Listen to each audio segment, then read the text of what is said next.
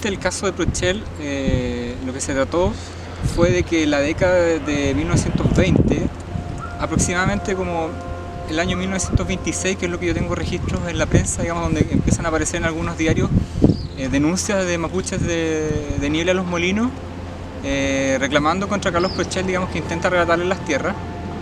Empieza en esta época y el conflicto lo que trata básicamente es de que Carlos Prochel compró tierras en el sector de hoy día que se conoce como Cutipay y que en esa época se llamaba el Fundo Cutipay. Perdón, él no las compra, él hereda tierras. Cuando fallece su padre, él hereda esas tierras del Fundo Cutipay, pero luego hace lo que muchos, digamos, usurpadores de tierra hacían, que es hacer la correa de cerco. Es decir, compró un sector, pero digamos se quiso apoderar, o recibió un sector y se quiso apoderar de uno mayor.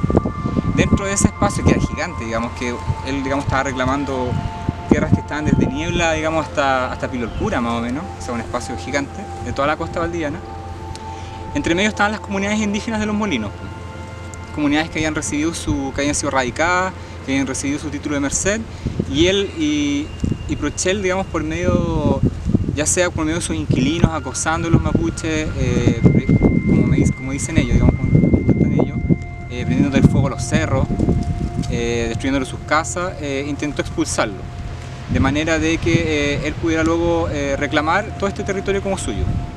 Porque el problema que había en esa época, que mucha gente reclamaba tierra que no era suya, pero para que te reconozcan esas tierras y poder inscribirlas, tú tenías que dar cuenta de que esas tierras no eran ocupadas por otras personas, digamos, que era muy común en esa época, que podían ser colonos nacionales, ocupantes fiscales o indígenas. En este caso eran indígenas.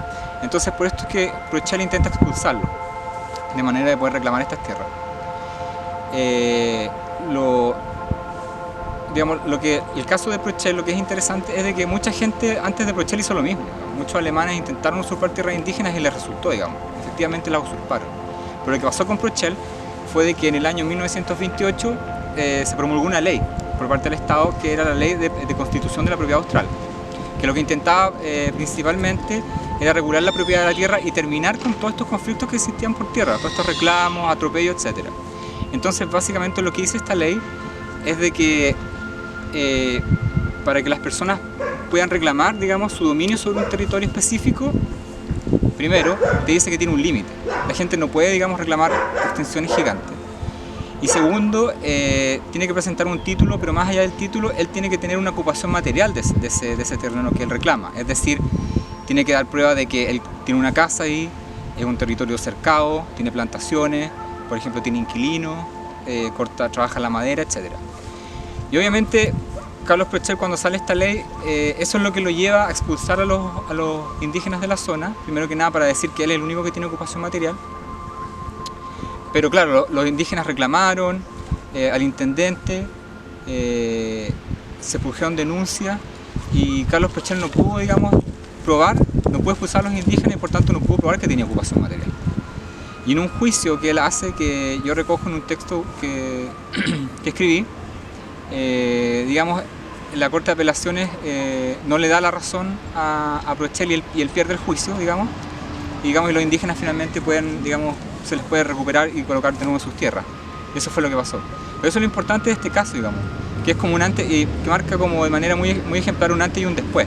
Es decir, antes de esta ley, sin problema, digamos, algunas personas podían llegar y usurpar tierras de indígenas, inscribirlas y hacerse de ellas, pero luego esta ley ya fue más difícil porque el Estado empezó a pedir más cosas y tuvo éxito en muchos sentidos en proteger a los indígenas.